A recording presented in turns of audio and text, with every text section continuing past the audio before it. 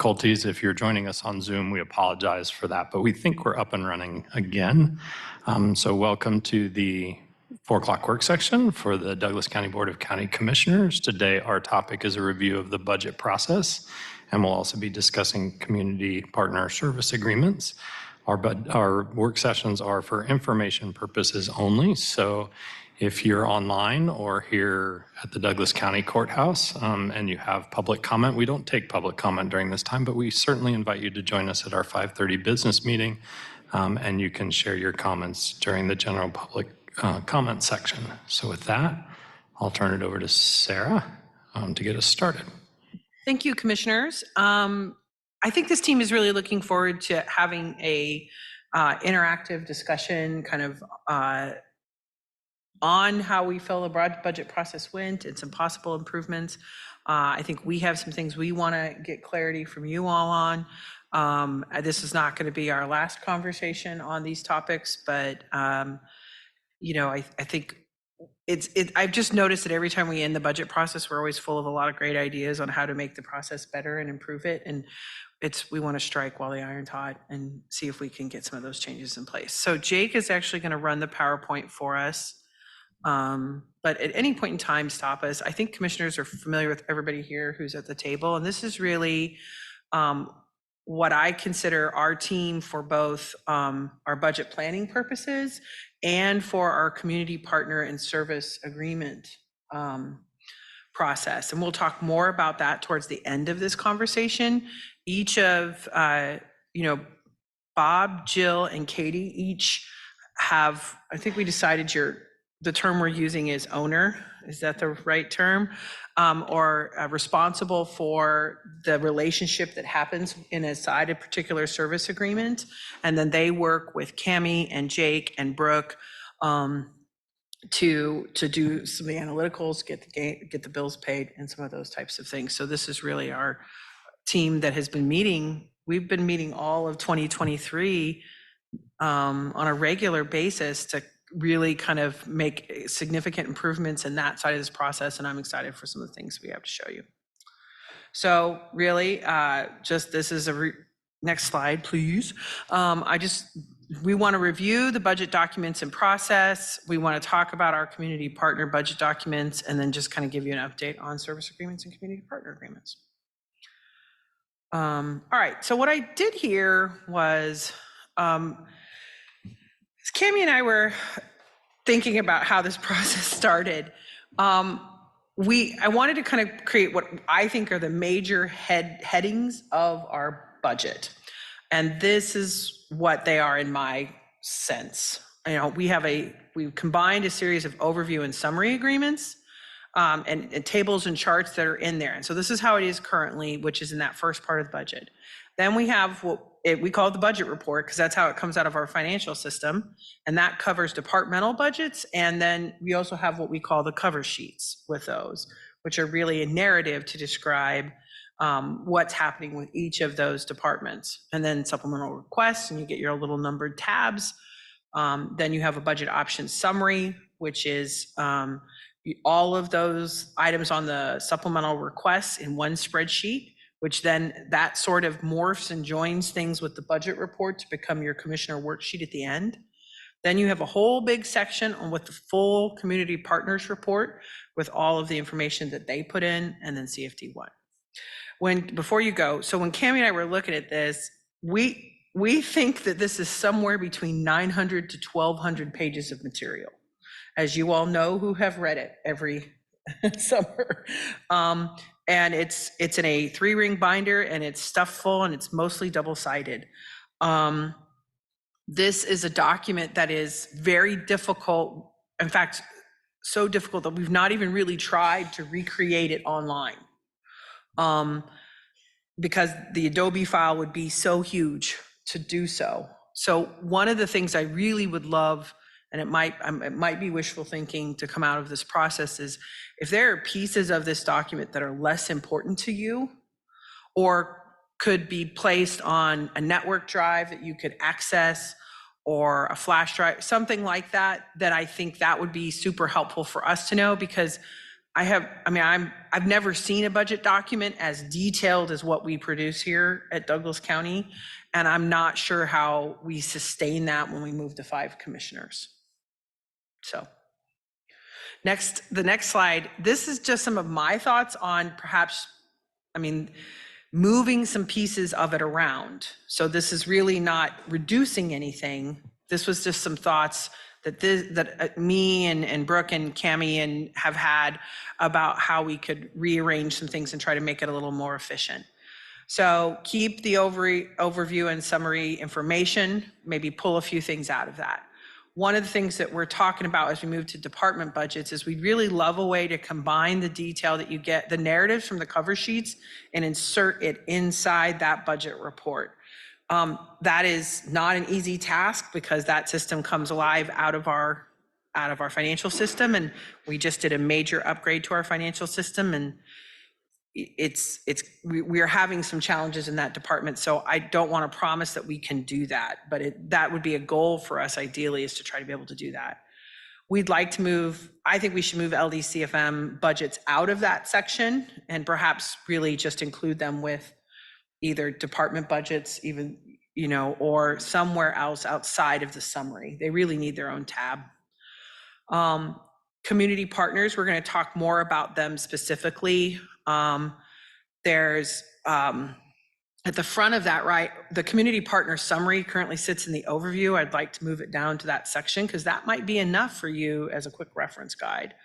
And then as we move towards some online submittals for community partners, that's going to change, that would change that format. So I want to talk about that too.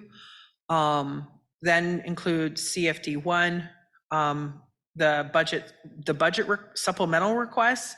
Do you like having those separate? Do you want them separate from community? I just have some questions about that piece. And then obviously we need to include, I just wrote capital improvement fund, but it really is our whole 5-year CIP on this page. I do get that this is just a rearrangement, and this is the first time you guys have seen this. So I think just as you're thinking through some of these things, that's what I'd love some feedback. You guys flip through this document as much as we do. So I'm curious as to if this would make things a little easier to find. I'm going to keep moving. And I have a few things if you want some feedback. Let's do it. Let's keep it a discussion. One, I think on the community partner summary, I feel like that's something that may be able to exist, you said, in a online folder or something like that, or even, because they are our community partners, I think that should be available to the public as well, and so I don't know if that's a web link or something like that we could review. It would be easier to access. It's a lot of, when we get that budget book, it's a lot of flipping back and forth for me. If I was able to click on each one, that's just my feedback. I think that's one area. I'd also say I'd love a separate folder for LDC. I know folders are pricey, but we've tried to pack as much as we can, I think, into one folder, and maybe LDCFM and FD1 need its own separate discussion. Sarah, if you can remind me on the supplemental request, on the list that we get, that includes both Douglas County departments and community partners, is that correct? The budget option summary includes both internal and external. That's just some feedback I have.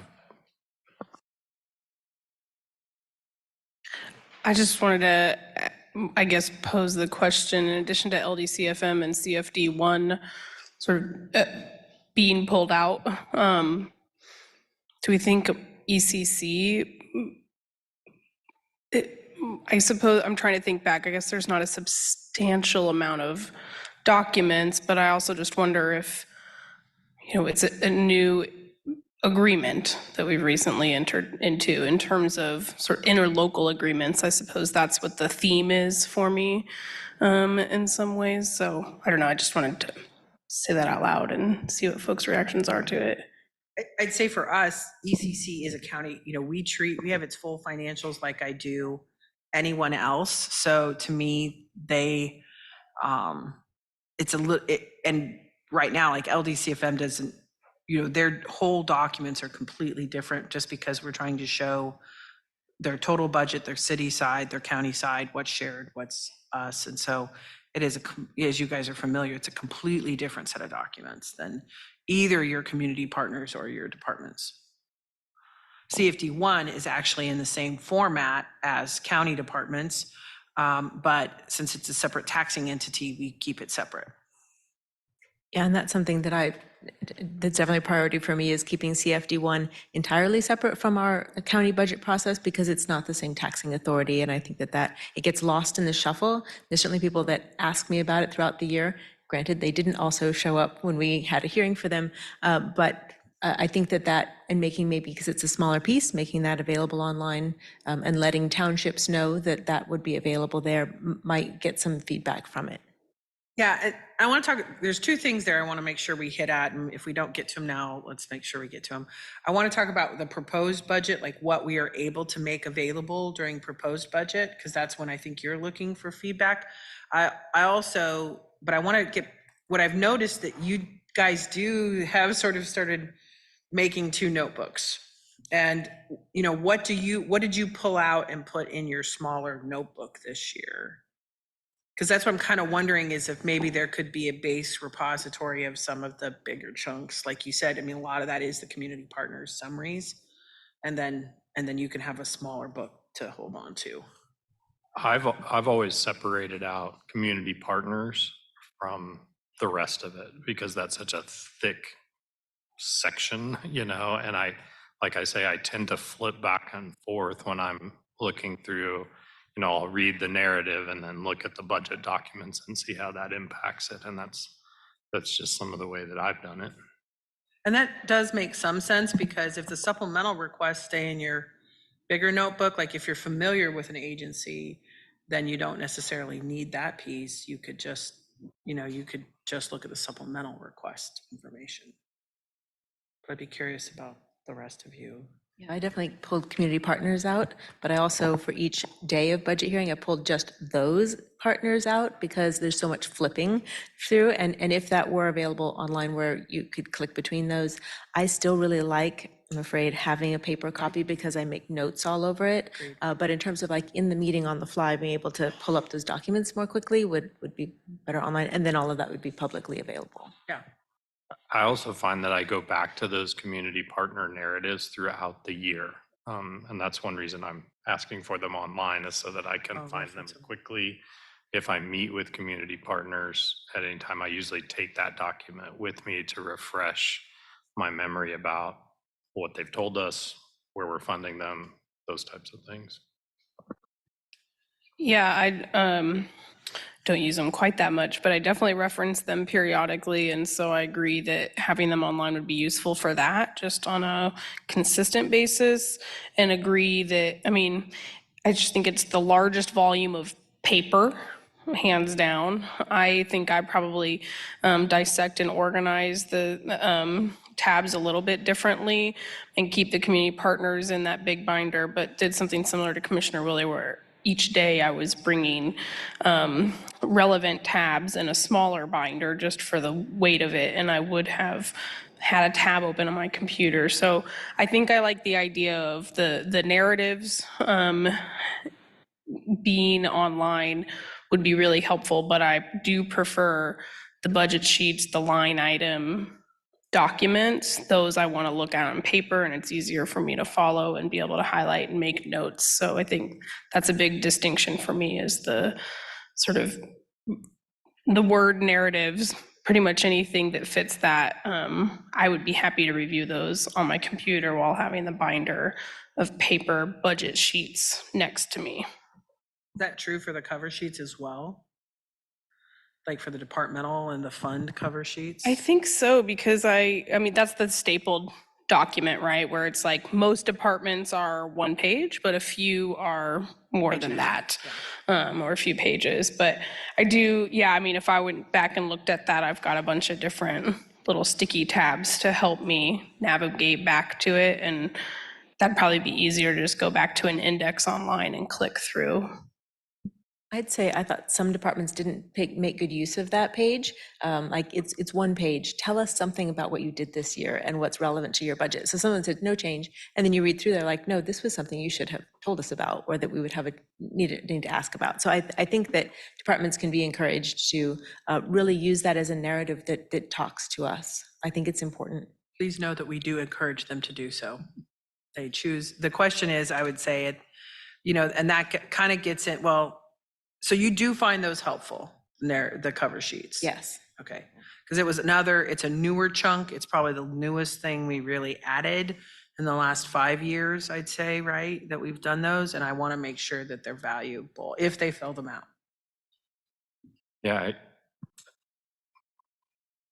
want them to fill them out, yes. And I think it's one of the more cumbersome parts of the process is that flipping back and forth. So to hear you try to weave that in, and maybe the narratives can be more in an online format or something like that are with those departments. I think it's really, and I just want departments to hear us say this, I think it's really important to articulate your benefit to Douglas County and what you do it, because each one of them is asking for a supplemental request and the increase in salary, right? And so there's usually that increase. And so I also think it's important from a public standpoint to understand what all of our departments do here and how they're benefiting the community. So that would lead me to some sort of like more, under community partners, we end up calling it a community partner overview narrative. Would you like a department overview narrative sort of added to that, not just changes from, personnel to, would that be helpful? I think that's a pretty minimum request Yeah. for a year's worth of activity to give us that feedback. And that could be fairly stagnant, and then another section underneath that just sort of says, what big changes have you undergone this year? So if you're struggling with hiring, if you're implementing a new tax system, whatever that is, just so we have maybe a little bit more of an understanding of it. I'm smiling at Jill because this is reminding me very much of the Johnson County budget forms. So, yeah. I had a question. Some of the community partners also gave, annual reports and other kinds of supplemental information that not all did. Can those be gathered in a different format? We had some, You mean departments or community some community partners that had, in addition to kind of the standard formats, we had some other feedback from them. Like just additional attachments? Yeah, there were a few. I'm trying to recall somebody off the top of my head that like had a lot of supplemental documents. Here's what I'll say about that. Annual reports are one thing, and we kind of get those throughout the year usually when they're published, or some of those organizations send them to us here as commissioners and then maybe include them in the budget. The sort of supplemental documents that were not very useful to me were letters of support. I don't know if other commissioners have feelings about that. It's not a standard thing. It's just a tactic for some organizations when asking for money. So I just thought I'd put that out there, that those were, I guess it begs the question from a staff's perspective, what conversation is like with community partners about supplemental documents or addendums that they wish to submit beyond what is asked for. Because I think the annual reports are sometimes helpful to reflect on and give a lot of information that is context to some of the questions that are asked on our form. I guess my thought about it was we get some of those throughout the year, which it's nice to be able to digest those at that time. But then we get some of them with the budget, which has a little more kick to it because you're being reminded right then looking at their budget. I would rather, instead of having kind of that dichotomy between the two, anybody who would like to give us additional information a month ahead or whenever that might be, they can do that, but not put it in the rest of the budget. And then that could be an online available to the public, available to us, and save some paper. Yeah, I'd say that currently my direction to them is give me whatever you want and I'll put it in the book. So if we want to try to limit it to something more specific, I mean, we'd be glad to do that, because I will tell you it is a pain to constantly be updating and tracking, but I will tell you then you're going to have folks that are want to come in here in this room and say, Sarah wouldn't take my piece of paper, will you take it now? I'll take anything they want to give us. I would just like to have it earlier than the budget process. So we have a chance to read that, have that in our head before we have the numbers ahead of us. I think if they would like to if they would like to give us things, then they can probably comply with that. Okay. And I'd say on the annual report piece, what I'd say is hard is a lot of those tend to come as, like, if you really get the ones throughout the year, they tend to come as glossy, like picture narrative pieces. And I don't currently track those. We don't keep those at all. So if you want me to start having this team keep them and scan them into the network, we can. I don't think that's necessary. I Okay. think the call goes out and say, if you would like something in front of the commissioners before budget time, send us your PDFs and we'll put it in a packet. Yeah, I'm not sure I want all that. I understand it. And I'm just trying to be honest with what I'll have time to read. I do like when they give us their annual reports. And I know sometimes they're packaged as slick, but I can usually flip through that pretty quickly. What I'm looking for is a well-articulated budget for the organization, the purpose of the organization, those types of things. Tricks. Yeah, thank you. Yeah, I'm just going to throw, I don't know that it's a good idea, but maybe it doesn't need to be in the packet, but as part of the, it sounds like you're going to an online form, right? They could provide a link to, because almost everybody has that on their website. They could provide that link, which then we could access as we need. That would be helpful in the actual hearing process to be able to pull up their annual report. We've had some conversations with groups who have sort of different opinions on what we're looking for when we're looking for a budget. And I think it would be nice to just be able to access their annual report as the budget documentation that we're asking for.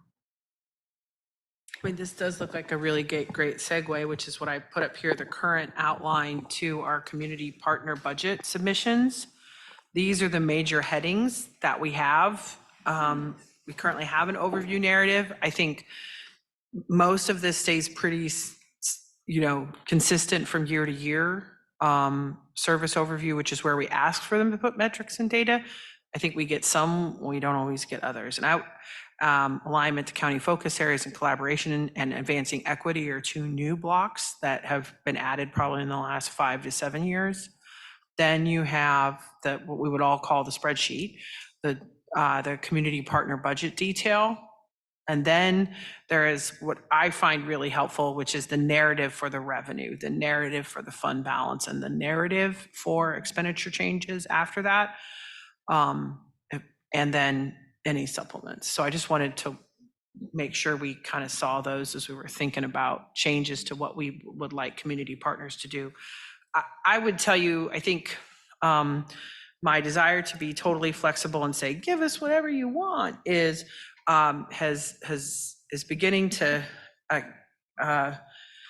blow back on us. I mean, we had a budget submission this year that was like 26 pages. I'm beginning to believe that brevity might be some, if we just said like, look, this can't be more than 10 pages. You've got to learn how to, would that be helpful? I guess I just want to make sure that you guys are Yes. okay if we start putting some page limits. Or on even some of word this limits. I would go tighter than page limits. I would go word limits. Okay. Because some of it becomes very flowery and is not really, and it seems like they've just copied it out of their annual report, to be honest. So, yeah. Yeah, brevity is exactly the word that's on my brain. I say that as a very wordy person, so just acknowledge that I get it. But I think putting some parameters around it would be helpful, even with moving to online versus printing and the sort of the waste that is produced by printing that many pages. Just for the sake of efficiency and being able to have a little bit more continuity across the community partner agreements, I think. And I mean, I don't think we need to workshop this fully here, but would be interested in the future to hear from staff, like, their thoughts on maybe a list of like example documents that are okay to provide us with a link to or as an addendum, but some guidance around what is superfluous. Like, to me personally, letters of support, superfluous. If they really want to lobby us in that way, they can, rally their supporters who will contact us individually otherwise. But as part of the budget packet, I found that a little cumbersome, frankly. Yeah, I'd say, um, in addition to like what is helpful in that space here, this gets a bit at like the proposed budget process. I think we even tried to give ourselves an extra week this year, and I don't know that it worked. But this is something that, we allow folks, they meet with me in April. Most of these folks have met with me, community partners have met with me in April. I can tell you, I think this year, all community partners except one modified their submission after they met with me. And we were receiving those submissions up through like literally the week before we printed. So Modified based on your feedback or modified because they weren't really done when they submitted the first time? yes, to both. Yeah, sometimes based off feedback, sometimes based off they were not complete. I don't have a lot of patience for incomplete documents. They know this is coming. They do this every year. And I think putting it as an online portal, like an actual portal where once you hit submit, you really can't go back and change anything unless that's opened back up specifically for them for a specific reason. I think that would help put some discipline. It would also kind of, we can put the character limits, word limits, like all of that would be, you wouldn't have to keep explaining to them. It would just be there. Yeah, that's one of the things I've thought about because how do you even manage that process of sort of opening it back up again, letting folks make changes and then having the time to make sure it is accurate and they didn't give us a whole lot of extra stuff because I really want to bring the rest of this team into that process because what I think folks don't always understand both internally and externally on this process is that in addition to everything you see with department heads and community partners, once Brooke, Cami, and then me less now than I used to, we're doing a good half of the budget on our own. And so once we've met with community partners and we've met with departments, these folks need to go away and do the rest of their work. And so, all of our little funds, many of our countywide funds, those two folks are making sure that they're balanced and preparing those cover sheets and putting that information together. And it's a significant part of that process. So having these folks come in and review those community partner submissions and make sure that they're consistent with this guidance is probably going to be something we're going to need to add in. And we're probably going to need a little more time, particularly if you want to make these community partner submissions available to the public in like when my proposed budget is put online. Right now hopefully if it's online, it's more of a click to just make it happen. It may not all fit on the Socrata site. Like we may want to think about doing some of this in addition to the Socrata site, but we would, right now it would be physically, taking a bunch of PDF files and trying to get them uploaded to the budget.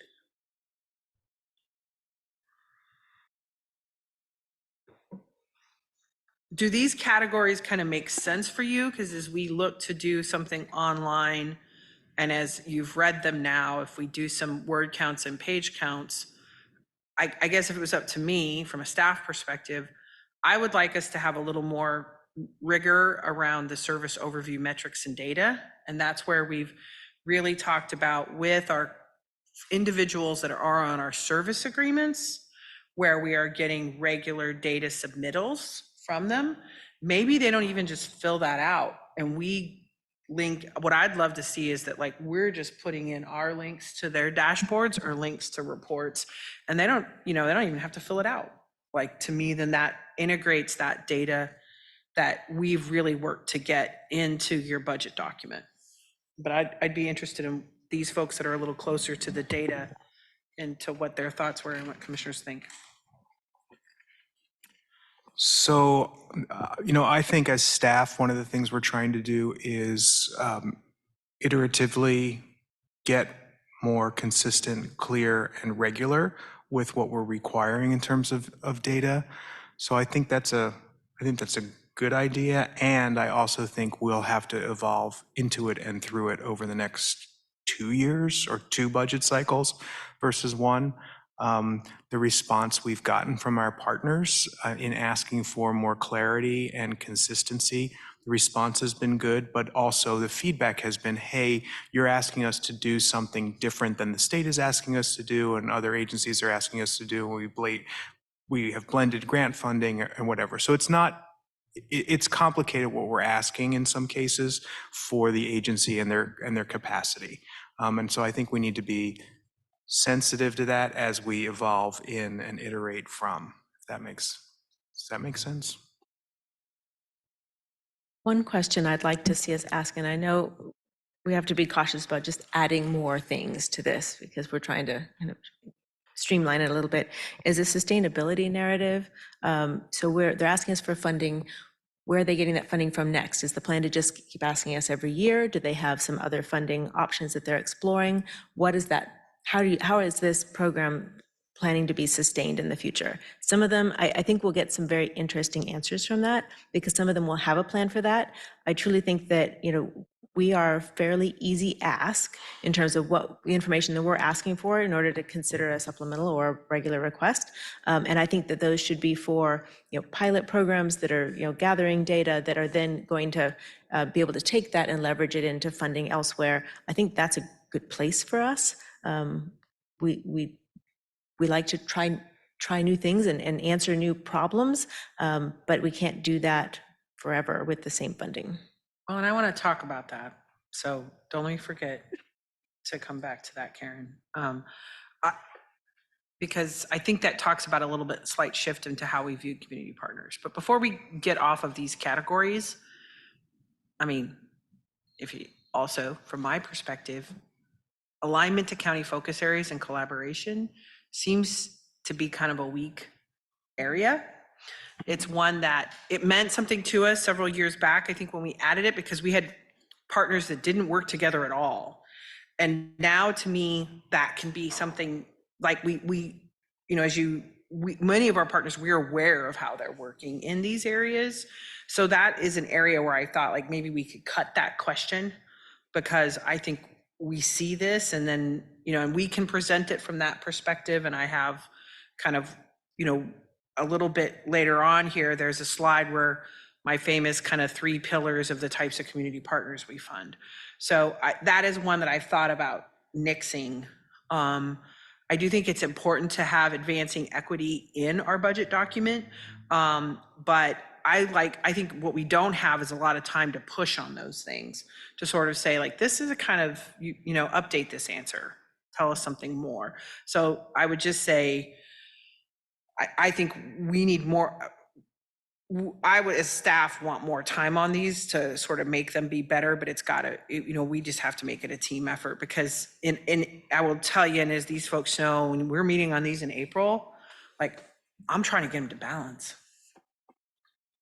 Or I don't, it is, I feel particularly like it is very much a first blush at some folks when we get these, and there's just like, oh guys, you've got to give us a lot more on this section or this section.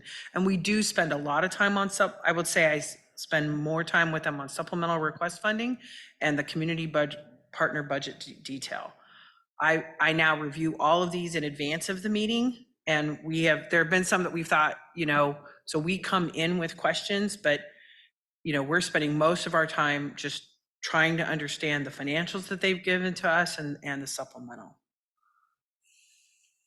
Just a couple of thoughts. One, I would recommend a little bit of change when we say service overview and add community impact. So I'm really interested in getting the impact, not just how many hours they've done. I think with some of the organizations we've worked with just recently, we're really starting to get metrics on impact. You're wanting outcomes versus outputs. Yeah. I do feel confident that the staff can determine whether they align to county focus areas, and I'm fine with that. This is not a full-fledged idea, but when I read the equity section on them, I believe that all of our community partners are in different spaces when it comes to their equity work, and we may need to provide a little more guidance to what we're looking for. And I just recently filled out a grant that had an equity rubric, that I sort of had to assess our organization and where we were at. I'd never seen that before, and that was sort of interesting to me because I didn't want to put myself on the grant I was writing in the lower categories, but it also helped me honestly evaluate where our organization was in some of our equity work. So I just tossed that out as an idea, because that's when sometimes I read it and I don't think they quite understand what we're asking for. I do want to just one more thing say that in saying their annual, but I do agree that those narratives around revenue sources and fund balance I don't want to get rid of those narratives there, and just replace it with their annual report. I want to make sure we still keep those. So one thought I have here as we're talking is, if you were to pull that out of the budget request, the alignment to county focus areas and collaboration, that doesn't mean it has to go away in terms of what we track. So that's something that we could ask for in quarterly reports. And when an organization brings a new idea to the table that they're going to ask for supplemental funds or new funds, I think, for example, in behavioral health, we have 3 focus areas in the CHIP. How do you prioritize prevention? How do you promote integration? I think those are 3 questions that could be asked earlier in the process. And then also, to your point, Commissioner Kelly, articulate the impact of the programs you're doing as you submit your quarterly reports in sort of an ongoing way, because in some cases we're asking for quarterly reports and an end of year report for the project, not necessarily for your organization, right? Because we're funding projects or initiatives in a scope that an agency might have a zillion things they're doing, and the county's not involved in. Some of those things are not directly involved. So, I think we've been trying to figure out how do we, not just through the budget season, but throughout the course of the year, assess how an agency is doing with implementation of their project, and measuring impact of a pilot program or an experiment before they ask you for sustained funding or an ongoing commitment. Commissioner Willie knows this, but that's not uncommon in federal grants to do those quarterly reports with questions like that asked, and just to see how you're doing along the way. That's pretty common. So in the county focus areas, I think if we're going to ask the question, we need to tell them what our county focus areas are. Are we talking about, planks of the community health plan, like something that they can go to? They shouldn't have to be guessing at what the community focus areas are. So since we don't have like a single document like the city has at this point, I mean, there are a variety of things that they could be using for that, but if we don't give them that information, it seems a little odd to. So that would be it, right? Yep. Okay, good. So, and we'll go back to the one, and and this does bring up a great question, and in all transparency, like we should discuss this.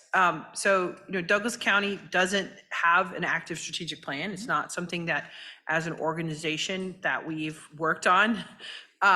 But, several years ago, we did put our community partner work in these 3 areas.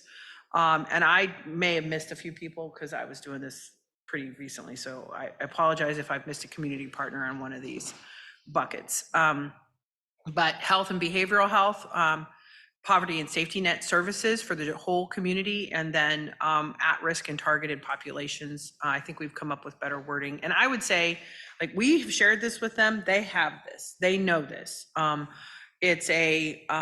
So they should have that. But you're right. It isn't necessarily a strategic plan document that, like safe and secure, and they know they're a safe and secure champion type thing. So I would say that's one thing I am really proud of this year, and something that I think we did really well and improvement on during the budget deliberation days, the presentation days. I'm really proud of the work that, like, Bob's done it for a number of years, and then Katie did it this year with providing an overview to each of you when we had folks come in, and we were really lucky that we got most of our folks to come in by really what I would call their strategic service area.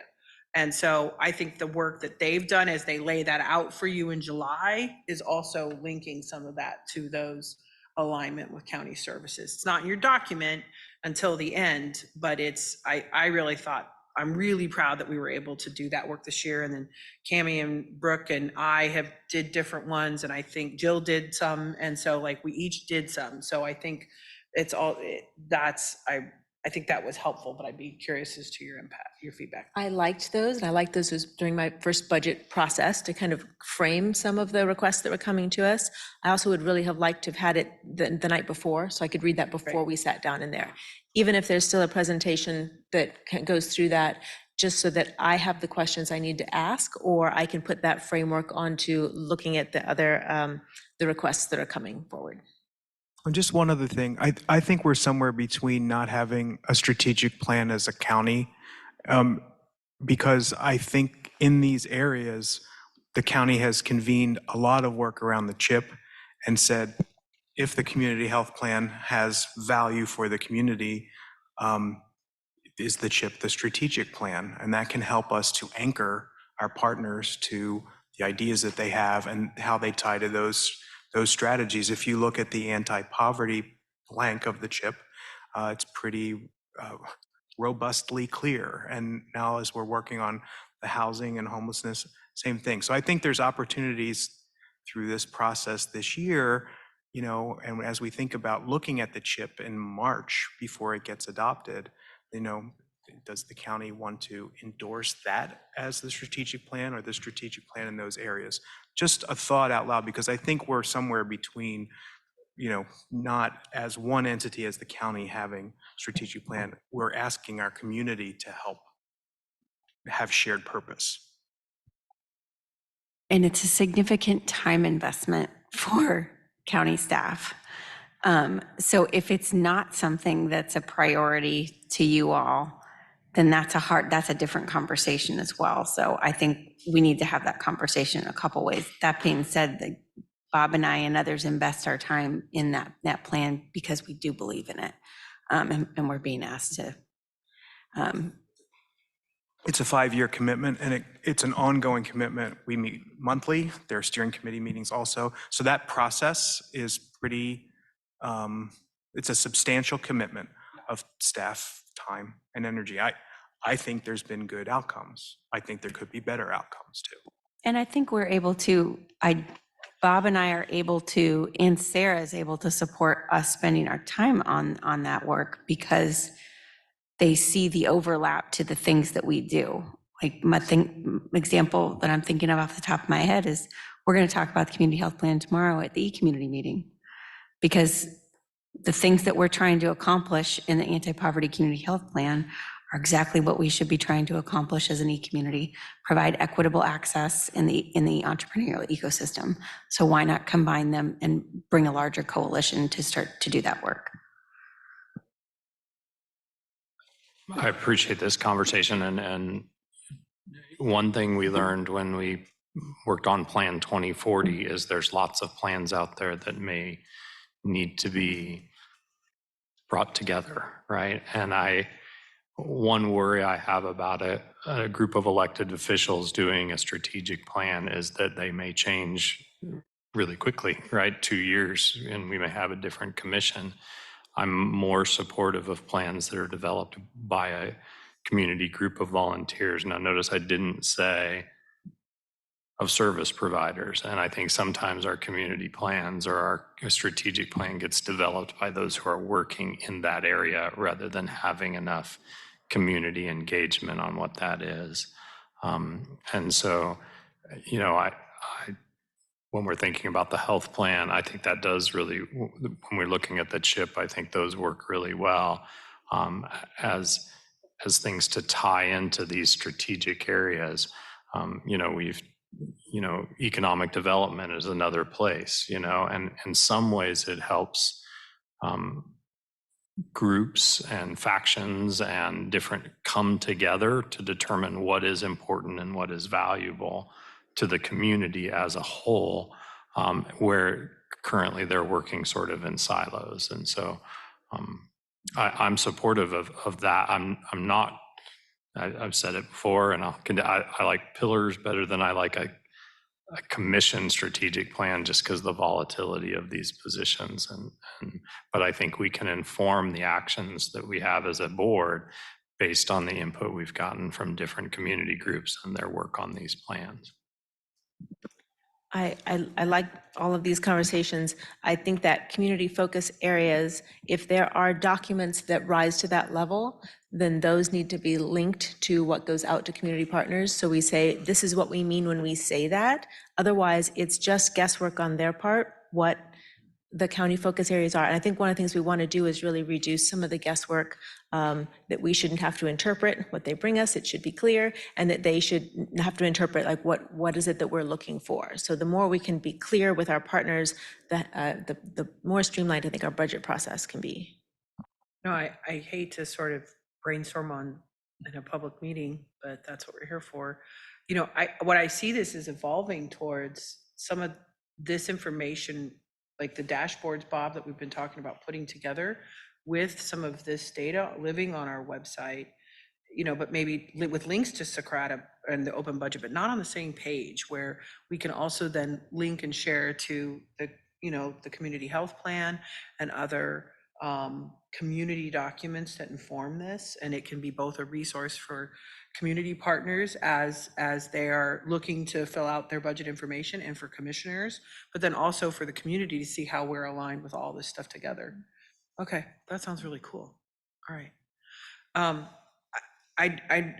want to make sure we get all the comments in, and we've got plenty of time to get through what we need to get through, so please. I was just gonna quickly say that I do think the advancing equity section needs some reframing, you know, some sort of intention. I definitely don't want to eliminate it, but I like the idea of exploring what types of sort of self-assessment, like a tool that all organizations are using instead of a in your own words. And maybe there's still a space for them to add narrative if that feels important, but that would go a lot towards continuity. And I also think it provides a good opportunity for some organizations that are maybe in a beginning spectrum of that work to have some self-reflection, and see some examples of things that they haven't thought of yet that maybe they can consider before the next year.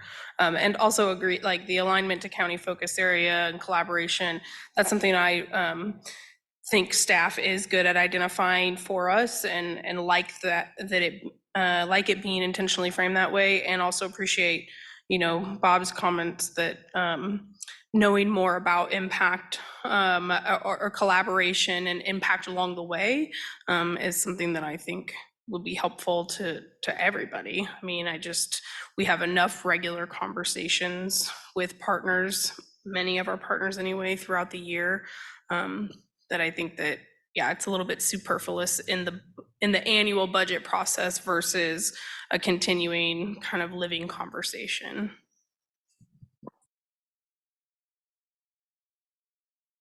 Commissioners, I wanted to go back to this. These are some notes that we had from your budget deliberation sessions, and this gets to Commissioner Willie's point that I want to make sure that we get back to. And I don't know that we're going to resolve all of this today, but discussions about the role of Douglas County funding in the community partnership is one that I really picked up on as a theme that it seems to be evolving a bit in my time in working with you as a commission. You know, I guess if I were pinned down and asked to answer this question, you know, at least several years ago, and I'd still say when I meet with community partners in the beginning, what they have told us they find valuable about Douglas County funding is that it isn't a grant. It isn't, it is competitive, but it isn't a grant. It is we can use it for a wide variety of things. It isn't restricted in the same sense as other grant funds are. We understand that in many cases it's needed to support infrastructure for an organization to be there, but and not necessarily in the way that other funders are. we, we approach our community partners that have been funded in the past each year, and we invite them to participate in this process. If they don't call us, we generally call them and say, where's your stuff? So it is a partnership in that sense. It is not necessarily viewed as, so when you were talking about like financial sustainability, we've never really asked our community partners, tell us how you're going to no longer need county funds. So I want us to talk through some of that. And I heard some of that in this slide. I know we're not going to get to all these, but I guess I wanted to talk about, just bring us back to that conversation a little bit.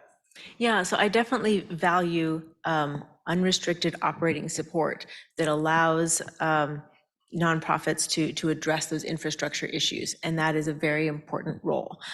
So not every piece of funding that we offer has to have an end date, but some of the times we're being asked for something new, and that is there are project-based kinds of things, and I think maybe that's a different standard, and we don't, because it's not a grant and we don't have real strict rules around these things. We don't have like operational support that they can apply for versus program support that might have different rules.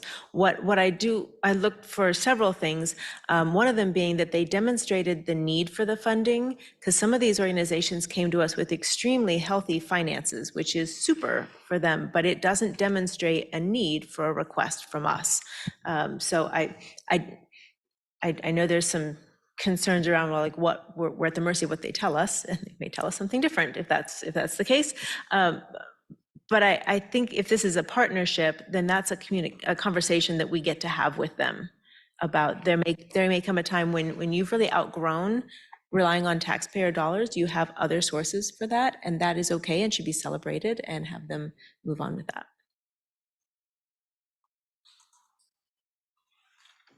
Don't know the right answer to this one. I go back and forth because I'm sympathetic with some of the organizations that came this year asking for an increase in ongoing funding, because much of the funding that we provide is paying for staff, and those staff wages are going up. And it's, as a commissioner, you recognize that increased request isn't easy to make a choice on sometimes, but at the same time, I have a hard time if it's going to ongoing, not understanding that those ongoing costs are continually increasing, and if we're going to provide the same level of service. And so that's why I think I sort of start to lean into that grant spot.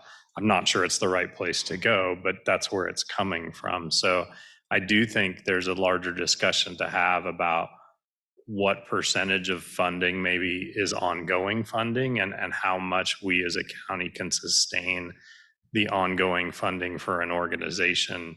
We talked a bit at our budget hearings about like what percentage do you become a Douglas County department, because we're providing so much funding there that maybe it's better that we start doing your payroll and we start doing your insurance and things like that.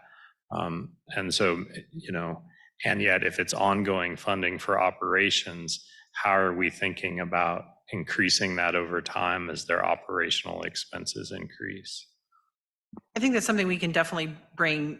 I'd like us to have more conversation about. Maybe we can find more time to sort of outline some of those different options. We've talked, we've had community partners come to us and say, as we've moved to service agreements, we know, how many care coordinators we have working on particular topics. And, if we want 5 care coordinators to do this work, well, this is what, a community partner comes to us and says, well, this is what 5 care coordinators cost right now. So we decide if we want 5 or if we only want 4.5, because the costs have gone up and we can only afford, feel like we can afford 4.5. I think that's, I think as we have the service partner conversation, I think that's some of it. But then there are some things where the historic funding of where folks have become really dependent upon, I've always gotten these funds from you. That's the part I really would like some commission guidance on how we navigate that. If you want us to move away from some of those things, there is some legacy funding arrangements here. And we've tried to sort of do them kind of individually. You know, we had conversations this year about Douglas County Legal Aid. But if I'm moving too slow on that, or if that's something that the commissioners want to talk more about, that's the kind of feedback I'd really love as we get into these conversations about community partners. Well, I was just going to share that example of Douglas County Legal Aid and how I think that there has been some progress and there's been a lot of moving parts over recent years. And as you noted at the top of this meeting, Sarah, this team around the table of staff has done a lot of work to find ways to streamline and sense make the process on the work end of it for you, for commissioners, and for, you know, community partners and public. So I think that there is some of that progress that's being made, and it's okay for that, you know, this part of the conversation to kind of just keep percolating a little bit. I do think that, you know, looking at these lists of community partner agreements and service agreements, and the amount of the current community partner agreements that are about to move to service agreements is significant. It leaves a relatively small number of community partner agreements. And, you know, there's some differences between those organizations, but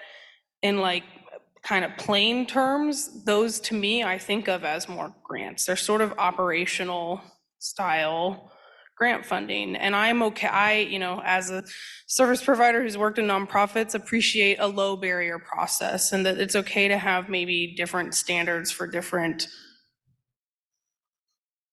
levels of partnership or agreement to provide specific services.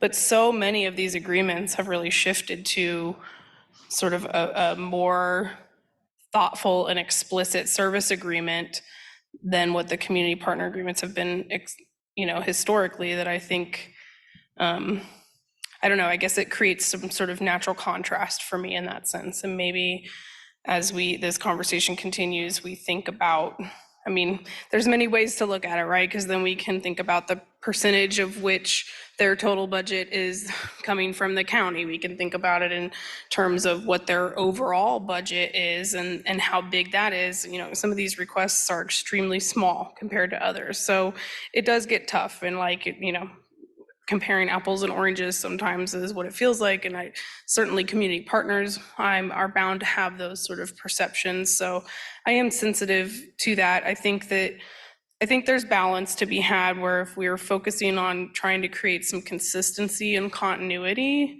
and really like quality responses. And I think there are a lot of ways to do that, many of which we've talked about, you know, creating some character limits, some bounds by which the money is asked for. In terms of, you know, sustainability, that question of sustainability of funds, I do think, I appreciate that question, Commissioner Willie. I think it gets so nuanced depending on the organization, right? And depending on the nature of the ask. And so service agreements, I feel like by nature are sort of, well, we walk that weird tightrope of based on cash basis law and things like elected positions being the decision makers. There's sort of constant change in effect. And so the money can't be assumed, even if people have historically gotten it and have no reason to believe that the money's going to go away. It can't be assumed, and it could go away any given year. So I think some of it is acknowledging that reality with partners, in the sense that even if we've been reliable and accessible source of funding, that's still not a guarantee, and that's an important thing to acknowledge. I really think, commissioners, and I think seeing this list, first of all, I want to talk about this slide. First of all, the blue boxes are our aspiration for service agreements in 2024. And we may not hit the mark on all of these, but this is our aspiration. I'd also say there's a couple others in here that I think easily could move also to service agreements, and we just are trying to do this as staff has capacity to do it. Some of this does reflect, like I think that Willow number reflects some of their one-time dollars. So just in case somebody else is looking at this, some of these reflect one-time dollars, not ongoing funding dollars. I do think we could probably pretty easily get to a point, to me, where almost anybody who's making, I mean, to me, if you're getting over $100,000 a year from us, and you probably could make a lower bar than that, you know, that you need to be on a service agreement. And I think when I think of the agencies here that are kind of when I think of conservation district at 85,883 and below, like those agencies really are, we're here to support good things in the community. But everybody else, we're actually already moving. I mean, the historical partners, that is all of those agencies. We actually already have a lot of detail on them. I think, they could have some sort of variation on it. If you broke them apart, with the exception of Watkins, they're all almost under that amount. I think, KU Innovation Park, EDC, Peasley, some of those larger organizations, we could easily get to service agreements. The health department is tied up by, it's a joint city-county arrangement, and I don't have very many documents on it at all. So but I think that is something, those are things that naturally sort of go in that field. And then I do think it brings us to questions like, all right, if we're going to move to this level, let's get into what are you really do? How do you align? And maybe there's some conversations through that, but it sort of seems like there's a breaking point in there. And I think it's a great trajectory. The idea of the legacy funding has always, I've struggled with that, in part because there are nonprofits doing great work in our community that align with things that the county cares about that we don't fund. And so like where did we start from? And just continuing where we started from, I'm uncomfortable with that. But I don't really have a framework that I'm ready to roll out that says, this is how we do it. And maybe as we kind of dial in, like how we communicate what our county priorities are, that might help change that. Unfortunately, I think it would bring more of them rather than fewer. And fewer is always a difficult conversation. But I don't, it's that walking the line between, I want great organizations that we partner with to have some stability, and county funding can help offer that.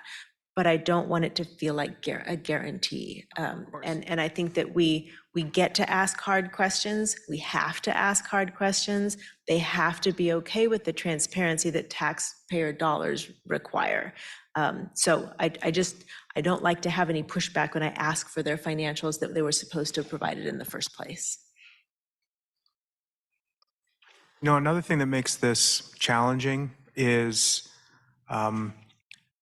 the scope of service offered by an agency, and if they decide that they want to expand that scope of service, and the assumptions that happen when a decision inside an agency. So for example, we're doing a lot of 24/7, and some organizations have aspirations to do 24/7 with something, or 7 days instead of 5 days, or longer hours.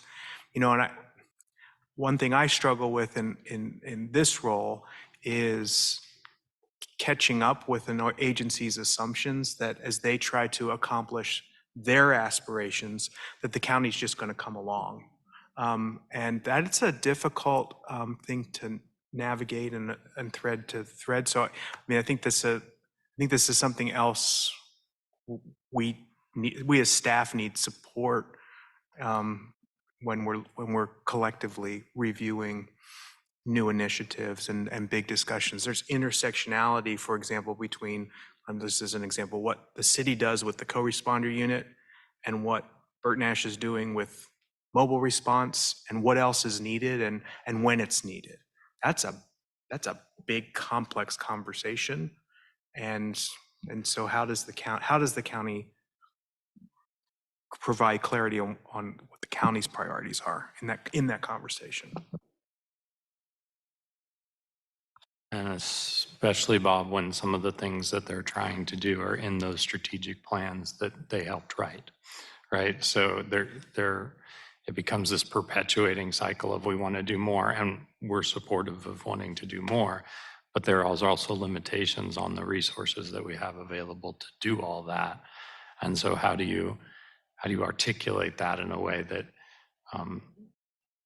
I think we said it in our budget hearings, doesn't become a you don't like us scenario, but really is as best as we can data-driven and a reasonable growth. Because I think in some budget requests we've had, I understand the aspiration, but I'm not sure that's a reasonable growth within that space. I'm not sure we can hire enough people. I'm not sure our organizational capacity is ready to take on all these new projects and all these new things that we want to be. I want to move through the next couple of slides pretty quickly because I do have one more topic we want to talk about. This is a list of our current service agreements. And so I think you can see that we are making a lot of real progress in this space. This is just tremendous work on the part of this team. I sign them. This team does a whole lot of work to make sure that they're already working now for fall for 2024 to update them, to make sure that the addendums are accurate, to make sure that we have payment, the payment cycles are worked out, that we know what the invoices look like and the data that comes back from them. Each of these partners that are going to be in this list will be bring us data back. So that is some of our next step of this process is how do you see that on a regular basis and ongoing? And then how do we, just continue to evolve there? The next slide is just the pullout of the new service agreements that we're trying to shoot for in 2024. Again, aspirational. So the next slide I want to talk about. So there are two things that we really want to make sure we're getting into the service agreements. We actually want to revise some of the information and expand on what we have in service agreements for financial reporting based off of actually even what we have in our community partner agreements or what we talked about this year at budget. So we want to explicitly outline the financial information that we're looking to do, and we've already put some steps in place to see, that we're going to track that and that we're going to make sure that those come in. And then I think it's up to this team. I think some of that we can make available to commissioners, like as a link resource document, like with your community partner submissions. Ideally, you'd be able to just click on their last financial statement and read that if you're interested and have time for it. Or if you have, and try to stay up on that. The next one is one that might require a little more discussion, and I do kind of want Bob to talk a little bit about it. We've talked about some language related to if there are vacancies in staffing. So maybe I'll just let you, Bob, talk a little bit about what some of the challenges we've faced in this area. So one of the things I think we've bumped into, Commissioner Kelly, as you were saying, is that in some cases on a project or a partner agreement or a service agreement, a bulk of the cost and the budget is related to staffing. And that shows up as a line that says personnel. And there's clarity in the request, but then through implementation or through the course of a year, a vacancy occurs, a leadership change happens, a staffing structure is revised. And so the budgeted amount for staffing and personnel may not be required. And so the question becomes, I think some of our partners have at times been confused or uncertain if they still get that budget allocation because it was in our budget. We just decided to do some different things with staffing. There wasn't conversation with the county about what that's doing. And I think you've seen it. I mean, again, I think as 988 came online, there were some revisions to the staffing model in implementation after state funding came through or what have you. It was like, well, wait a minute, this actually isn't the structure that was presented during the budget process. We fund psychiatry and psychiatrists at a percentage level. If the position isn't filled, we've gotten feedback from our partners, well, yes, but there are other expenses for that care team and that service, and just because there's not the provider in place, it doesn't mean we're not providing the service. And it's like, well, that's pretty squishy, actually. So, I think we've asked, like in the case, these are just examples in the case of TRC, to monitor staffing when there are vacancies, what the turnover rate is, for example, so that we can lean into some conversations before there's just assumptions that they'll get reimbursed. But I think in talking about this as staff, another thing we wanted to do was to not say, oh, well, everybody is facing the difficulty of staffing. So does that just mean, well, you don't get your funding? And so that's I think the tightrope that we're trying to balance. From my perspective, it's helpful in the behavioral health space. We've asked for people, we will reimburse you for your costs. So show us what it costs, show us how you staffed it, keep us informed about changes as they go, and then we will pay the invoice based on, but it's difficult if you don't know that 5 positions are unfilled, and because of that, the service isn't really happening the way that people assume it's happening. I was really glad to see this for just some of those reasons. And it did kind of make me wonder how many of our service agreements are upfront and how many of them are reimbursable. Because the reimbursable ones, that information is coming to us kind of automatically in order to get paid. I think that coming to the commission for flexibility if there are extenuating circumstances is entirely appropriate.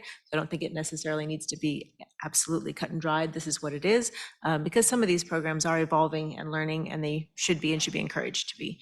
But I definitely, we need this to be tracked, and we need to know if there are significant diversions from what we had agreed to in a public setting. What I am familiar with when you get federal funding for things is that if you want to do something different than what the dollars you applied for, and these are pass-through grants, so they're similar to operating grants, you have to contact, in my case, the State Department of Education and say, this is what I want to do differently. Staff usually turns that around very quickly and says, that aligns, that sounds good. There are times when the dollar amount gets so large that it will say, we have to take this to the State Board of Education for approval. So there are those times. I just throw that out as a way of thinking about, yeah, I'm fine with, I think this is good information to gather, but I think staff can make those adjustments unless, maybe we talk about a certain threshold that it does need to come to the commission, because if it's 75% of what we budgeted and you're doing something different with that money, I would want to know, because that's not what we budgeted it for. And the 988 example is a good example of that. So I think these two, options are example of options. So one I think is important is we need to know when there are vacancies, particularly if they're in significant positions, and when that happened. And then the second thing is, just some ongoing parameters around, if you're not careful, the agreement could basically just enable an agency not to fill a position, because then they just have an extra grant of dollars. And nobody's trying to do that. Nobody's trying to game the system. That's not what I'm suggesting. But you can just get into a situation where that is happening because nobody is paying attention to it, because there aren't these type of standards or reporting requirements.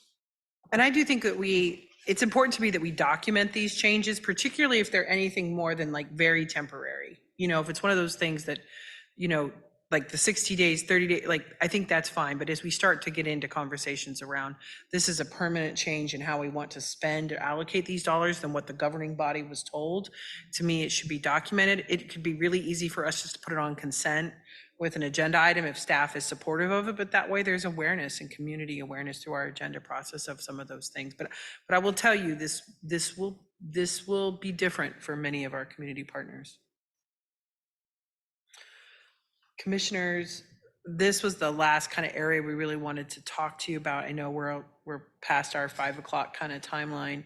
So I want to, if there are other questions or things you want to pass on to us, and then we can continue to regroup as a team, maybe bring back some edits and changes to you. I do think we've talked about some changes to the budget process itself, that we may make adjustments in the calendar so that we've got time to do some of these things. So stay tuned. I'd say just in general, if there are pieces that can be released to us early so that it's sure. not just this massive week to digest it, I think that's helpful too. And that may not be possible, but if it is, that's something to look for. I don't have any questions, just a quick comment of gratitude that I really appreciate all the work and time and energy that staff has spent on the budget process, on, debriefing this year and coming back for this conversation that Commissioner Kelly suggested. We really continue during our budget process. I think it's been really productive, and I'm really proud that Douglas County is so, I think, thoughtful and transparent, and that we, and that's a message I share with our community partners in particular, that transparency is of high value, I think, both to the county government and the staff that work here, but to this commission, and that we really respect that this is a public process and that people want to know what the stewardship of tax dollars looks like. And so I think that we are trying to be really purposeful with that. So I appreciate staff's time and effort. And I know it's been no small ask as we keep sort of tweaking and adjusting and fine tuning what makes sense for us, what makes sense for community partners, and how to be increasingly transparent with the public. I appreciate that, and you should know that the continual tweaking is mostly on me. This is a process of, really something I feel like every year we need to get better at. And I'm a self-described budget junkie, and I love this process, and I just kind of want us to always, keep working on it to make it as awesome as it is to me. Yeah, I've been doing some reflecting lately that sometimes I think when we're always focused on improvement, we don't spend enough time saying what we're doing is good. And it can set up a belief that, everything is failing, and this isn't failing at all. This is a really robust and strong process. I know sometimes for our community partners, it can feel like we're asking for more and more and more. But I think what we're trying to do is really get out how the tax dollars that we're budgeting are impacting our community for the better. And if they can hang in there with us and do that work, we'll make the community even better. So I just want to thank staff for all your work on this. I know those service agreements are not easy. I know sometimes you're having tough conversations with groups that are telling you maybe that you don't have the authority to tell them to do this. And I understand that. But I appreciate the work and that you keep keeping the community in mind as you do that work. So thank you. Anything else, commissioners? Sorry, just yes. There were so many things about this budget process I was really proud of and proud to be a part of. There is an incredible amount of transparency for people who have the time to invest in participating in that transparency. Like it's all there. There's no black boxes. I think this next step is trying to figure out like, how do we make it accessible to the more casual budget observer? I think people have questions, and we need to make it where they don't necessarily have to take 4 hours of staff time to get their questions answered without wanting to watch, all of the 20 some hours of deliberations that we had. So I think that that's a really great and important step.